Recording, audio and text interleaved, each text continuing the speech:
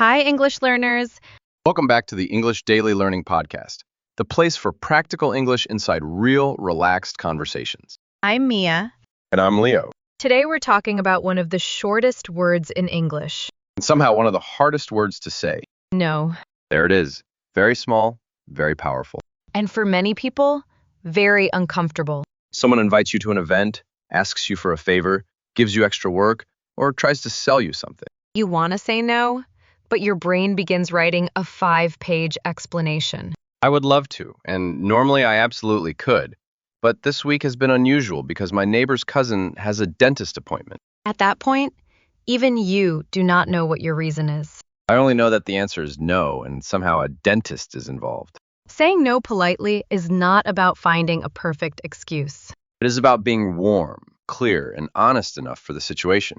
In this episode, we'll look at natural ways to decline invitations, refuse requests, protect your time, and respond when someone keeps pushing. We'll also talk about tone, apologies, alternatives, and the difference between a soft no and a firm no.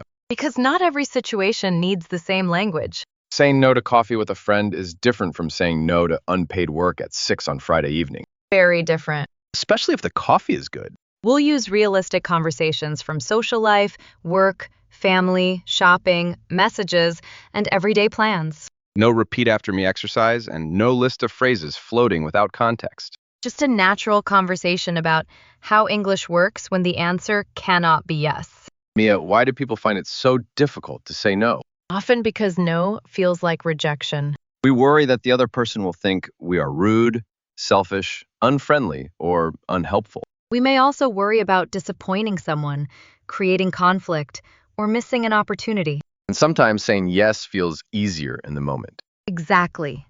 The discomfort of saying no lasts a few seconds. The cost of an unwanted yes can last hours, days, or weeks. You say yes to one small task, and suddenly it has meetings And a spreadsheet. and a group chat that never sleeps. Another reason is language. In a second language, people sometimes know only two options, A direct no, which can sound too sharp. or a long, uncertain answer that sounds like maybe. I'm not sure. Perhaps, let me see, it might be difficult. The listener may hear possibility, even when you mean no. So the goal is not to avoid the word no completely. Right. The goal is to make your meaning clear while matching the relationship and situation. Kind in tone, clear in meaning. That is the foundation for this whole episode. Is there a basic structure people can use? Yes. A useful refusal often has 3 parts: acknowledge, answer, and optionally add a next step. Acknowledge, answer, next step. For an invitation, you might say, "Thanks for inviting me, but I can't make it this time. I hope you have a great evening." Thanks for inviting me acknowledges the person. "I can't make it," gives the answer. And I hope you have a great evening closes warmly without changing the answer. Exactly. The third part can also be an alternative when you truly want one. I can't meet on Thursday, but I'm free on Saturday afternoon. Good, but the alternative is optional. That matters. People sometimes offer an alternative because they think every no needs compensation. If you do not want another time, do not create one. Otherwise, your no quietly becomes a scheduling project. A polite refusal can be complete with 2 parts. "Thanks for thinking of me, but I'll have to pass." Short, warm, clear. And no fictional dentist. Let's look at 2 common forms. I can't and I won't. "I can't" usually describes inability, lack of availability, or a practical limit. I can't stay late tonight. Natural. It may mean you have another commitment or simply do not have the capacity. I won't sounds more like a decision or refusal. Yes, "I won't work without a written agreement" is a clear policy. That sounds firm. It should. But "I won't" can sound confrontational in a casual invitation. I won't come to your birthday dinner. Grammatically correct, emotionally surprising. It sounds like the beginning of a family mystery. For ordinary plans, "I can't make it" or "I won't be able to come" usually sounds softer. I won't be able to uses won't, but the whole phrase feels less personal. Right. It focuses on availability rather than rejection. And when a rule or boundary is important, a direct decision may be better. I don't share client information. Or, I won't sign anything I haven't read. Clear language protects everyone. Imagine a friend sends a message. We're having dinner on Friday. Do you want to come? If you are busy, a natural answer is, that sounds lovely, but I already have plans on Friday. Do I need to explain the plans? No, I already have plans is enough. Even if my plan is to sit at home in comfortable clothes? Rest can be a plan. Thank you. I feel officially supported. You could also say, thanks for asking, but I can't make it this time. What does make it mean here? It means attend or arrive successfully. I can't make it is one of the most useful phrases for declining an event. If I want to see the friend another day, I can add, could we get coffee next week? Yes, if you genuinely want that. And if I simply do not enjoy large dinners? You can still be kind and honest without giving every detail. Thanks for including me, but I'm going to sit this one out. Sit this one out means not participate this time. It sounds casual and friendly. Could I say, maybe next time? Yes, but only if next time is actually possible. Repeated false hope can feel less polite than a clear answer. Some people ask, but why can't you come? And sometimes you do not want to share the reason. What can you say without sounding secretive? I have something else I need to take care of, is natural and private. Or it just doesn't work for me this week. Good. You can also say, I'm not available, unfortunately. Is unfortunately necessary? No. It softens the message, but you do not need to sound sad about every decision. That is useful. Sometimes people add so many soft words that the answer disappears. I'm really, really sorry, and I feel terrible, and perhaps I could try. Now the listener thinks negotiation has begun. A private reason is still a valid reason. I won't be able to, but thank you for asking. Complete and polite. If someone continues asking for details, Repeat the boundary calmly. It's personal, but everything is okay.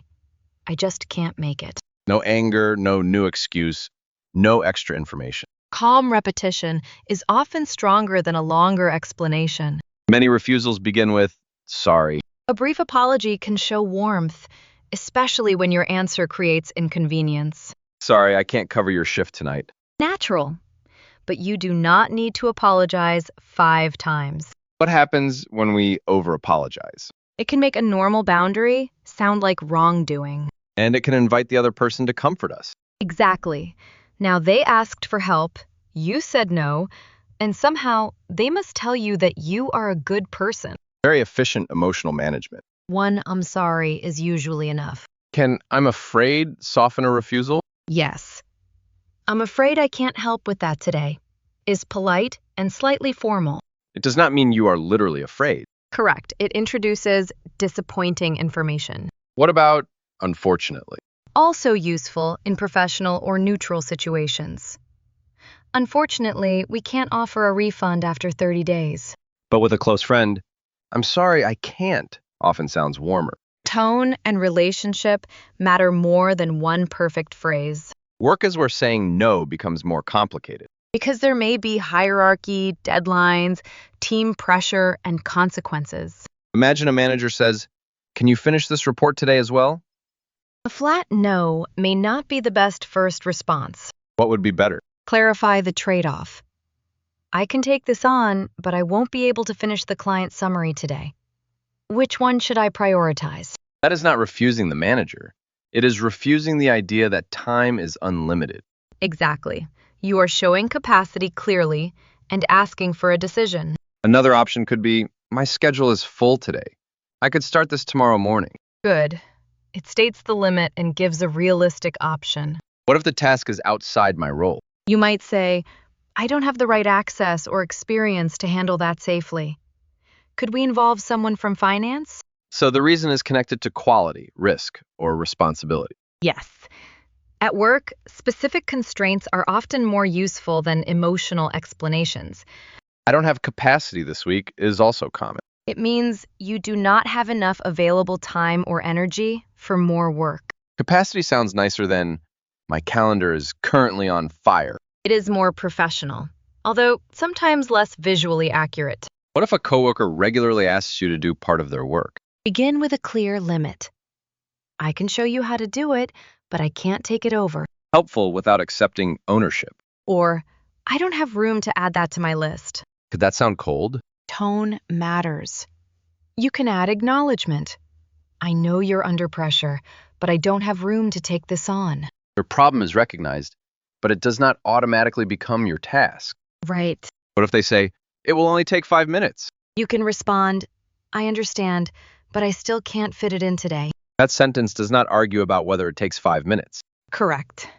If you debate every detail, the conversation moves away from your actual limit. Another phrase is, I'm not the best person for this. Useful when someone else has the right knowledge or responsibility. You may want to check with Daniel. He manages that process. That redirects the request without becoming the new coordinator. Important distinction. Saying no to family can be emotionally difficult. Especially when a request is connected to tradition, responsibility, or guilt. Everyone is coming. Why can't you? A warm answer might be, I know this matters to you, but I won't be able to come this weekend. Acknowledge the importance. Keep the answer. If you want, you can add another form of connection. Can I call you on Sunday evening? But again, only offer what you can actually do. Yes. An alternative should not become a punishment for saying no. What if someone asks to stay at your home? I'm sorry, but we can't host anyone that week. Host means have guests stay in your home. Right. You could help in another way. I can send you a few hotel suggestions. And if you do not want to help organize, Stop after the first sentence. there's a lot of freedom in learning where a sentence can end. Very true. Last-minute requests create special pressure. Because the other person needs an answer quickly, and we may feel responsible for their urgency. Can you drive me to the airport in an hour? I can't today. I hope you can find a ride. Short. A short answer is useful when there is no time for discussion. What if I could help in a smaller way? I can't drive you, but I can help you book a car. Good.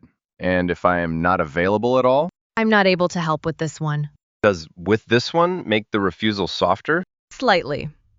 It frames the answer around the specific request, not the whole relationship. I can't talk right now. Can I call you tomorrow? That works when tomorrow is realistic. If the matter is urgent, perhaps, I can't talk, but please send me the key details in a message. Exactly. A boundary can still make room for necessary information. With strangers, do we need less explanation? Usually, yes. A salesperson asks, would you like to add insurance? No, thank you. Complete sentence. Absolutely. Someone offers a sample in a store. I'm okay, thanks. A promoter asks for your phone number. I'd rather not, thank you. I'd rather not is polite but clear. It means that is not your preference. What if they keep talking? Repeat once. No, thank you. I'm not interested. And then you can leave. Politeness does not require staying in an unwanted conversation. That deserves a small reminder. If these practical conversations are useful, you can like the episode and subscribe while we continue. The podcast does not stop, and neither does your English. Nicely done. Now let's move from simple refusals to the situations where someone does not accept the first no. This is where many people lose confidence. They give a clear answer, and the other person says, "Are you sure?" Or, come on, it'll be fun. You do not need a completely new reason. Repeat the answer with slightly firmer language. Yes, I'm sure. I can't make it. Or, I appreciate you asking, but my answer is still no. That is very clear. For a closer relationship, please don't put me under pressure. May be necessary. Could I say, I've already answered? Yes, but it sounds firmer and may show frustration. Sometimes that is appropriate. I've already answered, and I need you to respect that. Strong, direct, and useful when someone repeatedly ignores a boundary. There's a technique called the broken record. You calmly repeat the same central sentence instead of entering a new argument. I can't lend you the car. But I only need it for an hour. I understand, but I can't lend you the car. I promise I'll be careful. I hear you, but I can't lend it to you. Calm, consistent, and increasingly difficult to misunderstand. Let's talk about answers that sound polite, but create confusion. "We'll see" is a classic example. Sometimes it means we will genuinely decide later. And sometimes it means no, but I hope the calendar communicates it for me. Maybe has the same problem. If the answer is no, Maybe can keep both people waiting. What about I'll try? Use it only when you truly intend to try. Otherwise, it creates an expectation. I'll let you know should include a time. Exactly. I'll check my schedule and let you know by tomorrow afternoon. That is a real pending answer. If you already know, clarity is kinder. Thanks, but I won't be able to join. People sometimes think vague language protects feelings. But uncertainty can produce more messages, more pressure, and more disappointment later. A soft tone does not require a soft meaning. Beautifully said. Why are long excuses often less convincing? Because too much detail can sound defensive or invented. I can't come because I have to clean the kitchen, and then my friend may call, and the weather looks uncertain. Each extra detail gives the listener something to solve. I can help you clean. Your friend can call later. The weather will be fine. Now your explanation has become a list of obstacles for them to remove. A simple reason works better. I need a quiet evening at home. That is honest and complete. Could that sound selfish? Needing rest is not an attack on another person. I'm keeping this weekend free. Also natural. It presents the time as intentionally protected. What if the true reason is simply, I don't want to? You do not always need to say those exact words. I'll pass this time communicates the decision without unnecessary harshness. Privacy is not dishonesty. Correct. A brief, truthful boundary is better than an impressive fictional story. Alternatives can be helpful, but when should we offer them? When you want to support the person and the alternative is genuinely possible. I can't review the whole document today, but I can look at the first 2 pages. Good. The limit is specific. I can't meet in person, but I have 15 minutes for a call. Also clear. What is the danger? Offering an alternative that still costs more time or energy than you have. The original request was dinner, and my alternative becomes cooking lunch for 12 people. That would be poor boundary mathematics. Another danger is sounding like you are responsible for solving everything. Yes. I can't do it, but here are 9 people you can ask, 3 websites, and a complete plan. Now you did a different job. A small alternative is enough. I can't help today, but the support page may have the answer. And if no useful alternative exists? End warmly. I hope you find someone who can help. Text messages remove tone of voice. Does that make refusals harder? Sometimes. A short message can look colder than it sounded in your head. Can't. Efficient, but not especially warm. A better version is, sorry I can't tonight, but thanks for asking. Yes. A greeting, acknowledgement, or friendly closing can carry tone. Should we use emoji? With friends, a simple smile or heart can soften a message if that is already natural in your relationship. But emoji should not replace the answer. Correct. Maybe is still maybe. What about work messages? Keep them concise and specific. Thanks for checking. I don't have capacity to join this project this month. Could I add, please keep me in mind for future projects? Only if you mean it. That rule appears often today. Honest politeness is easier to maintain than automatic politeness. Can we organize refusals from soft to firm? Yes. A soft refusal might be, I don't think I'll be able to make it. Good for a friendly invitation when there is no pressure. A clear neutral refusal is, I won't be able to make it. Less uncertainty. A firm boundary is, no, that doesn't work for me. And stronger. I've said no. Please stop asking. The strength should match the situation. Exactly. Do not begin with the strongest form if a gentle answer will work. But do not stay gentle forever when someone ignores your answer. Right. Politeness is not endless softness. Can voice make a firm sentence less aggressive? Yes. Speak slowly, keep your volume normal, and avoid nervous laughter if the issue is serious. Nervous laughter can make no sound like, please ask 4 more times. Unfortunately, it can. What if you already said yes and later realize you cannot do it? You can change your answer, but communicate as early as possible. So do not wait until the other person sends, are you on your way? Exactly. Begin by taking responsibility for the change. I'm sorry, but I need to change my answer. That sounds more honest than pretending the first conversation never happened. Then give the new information clearly. I won't be able to help on Saturday after all. What does after all mean there? It shows that the final situation is different from what was expected earlier. I thought I could join the meeting, but I won't be able to after all. Perfect. Should I give a reason? A brief reason can be helpful because you are changing an agreement. Something important has come up at home. Come up means appear unexpectedly. Right. You can also say, I overestimated how much time I would have. That is a very adult sentence. It is honest and does not blame anyone else, Could I offer help repairing the situation? if appropriate. I can't attend, but I can send my notes this afternoon. What if the change causes a serious problem? Acknowledge it directly. I know this puts you in a difficult position, and I'm sorry. And still state what is true. Yes, guilt cannot create time, health, or capacity that does not exist. So changing a yes is not ideal, but sometimes it is more responsible than keeping a promise badly. Exactly. Early honesty gives the other person time to adjust. Not every unwanted request is about time. Sometimes people ask for information. How much do you earn? Why aren't you married? When are you having children? The greatest hits of uncomfortable family dinners. You can decline a question without answering it. What are some natural options? I'd rather not talk about that. Is polite and direct. That's a little personal. Also natural, especially when you want the person to understand why the question is inappropriate. Could I use humor? If the relationship feels safe. Nice try, but I'm keeping that one private. Warm boundary.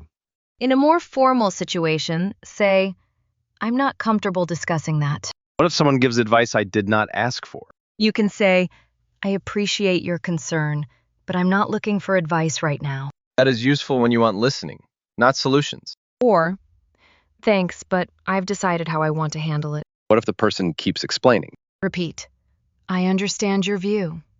I'm not going to discuss this further. Further means any more. Yes, and if a conversation becomes disrespectful, you may need to end it. I'm going to step away from this conversation.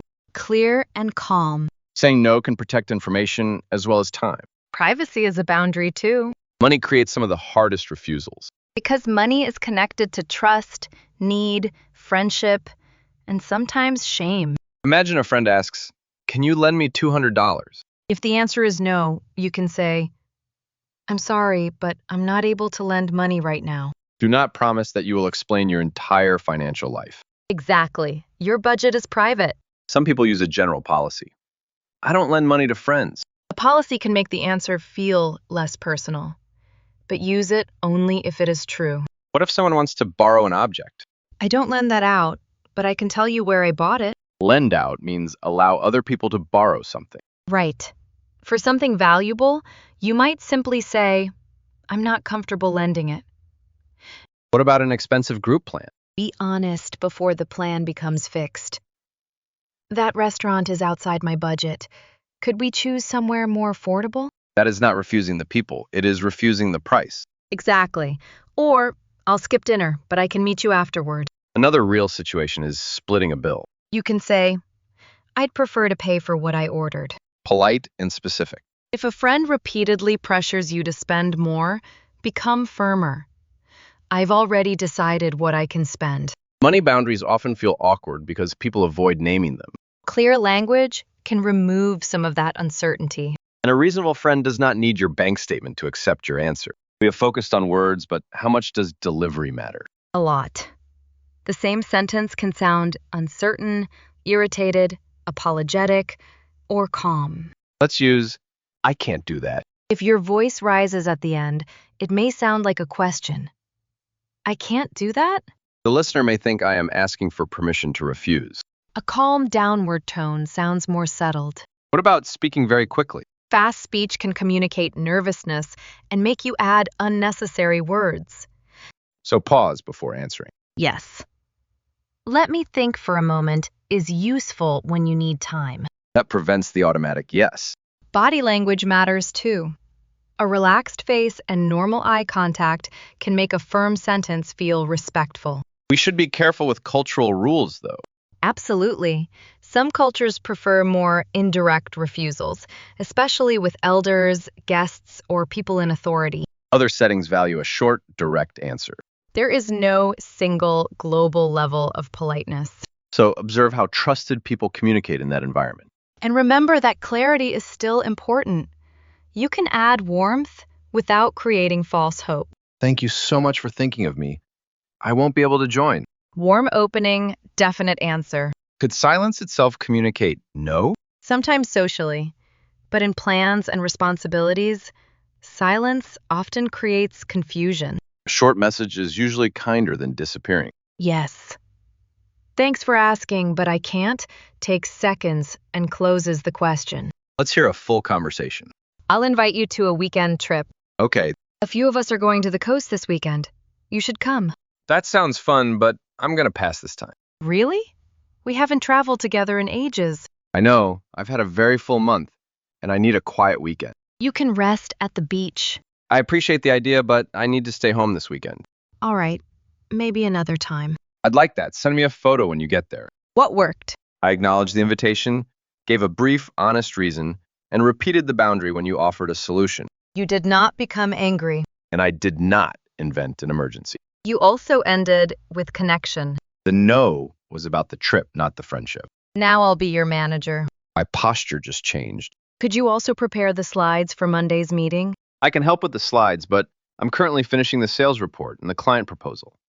Which tasks should move to next week? The proposal can't move. Then I won't have enough time to prepare the slides properly. Could someone else create the first draft? What if you just use the old deck? I can update the numbers in the old deck, but I can't redesign it by Monday. That's fine.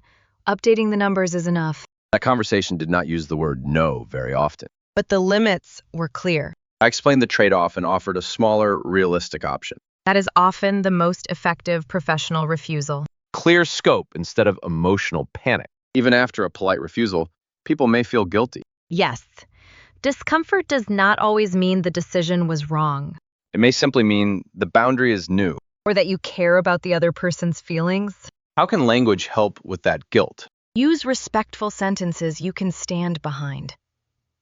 I care about you, and I still can't do that. Two things can be true at once. Exactly. I understand that you're disappointed, but my decision hasn't changed. Their disappointment can exist without becoming your instruction. Nicely put.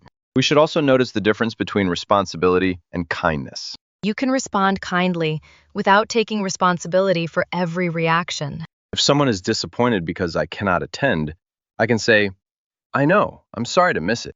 But you do not have to reverse the decision to remove their feeling. That is useful far beyond English. Language often reveals how we think about relationships. Can we create a quick mental guide? Ask 3 questions. First, how close is the relationship? A stranger usually needs less explanation than a close friend. Second, how serious is the request? Declining a sample is different from refusing a major work responsibility. Third, has the person respected your first answer? If yes, stay warm and simple. If no, become clearer and firmer. So for a casual invitation, thanks, but I can't make it. For a professional limit, I don't have capacity for that this week. For a preference, I'd rather not. For a repeated request, my answer is still no. For a serious boundary, please stop asking. And for a store offer, No, thank you. perfect. No speech, no apology tour, no invented appointment. Today we started with one tiny word. And discovered that saying no naturally is less about the word itself and more about structure, tone, and clarity. Acknowledge the person, give the answer, and add a next step only when it is real and useful. Keep reasons brief. One honest sentence is usually stronger than a long excuse. Use I can't make it for invitations. I don't have capacity for workload.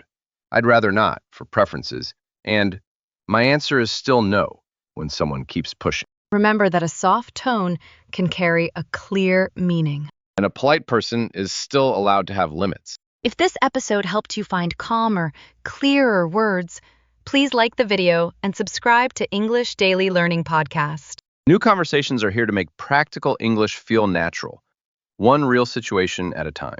Thank you for spending this time with us. Take care of your time, your energy, and your English. We'll talk again soon. Bye for now.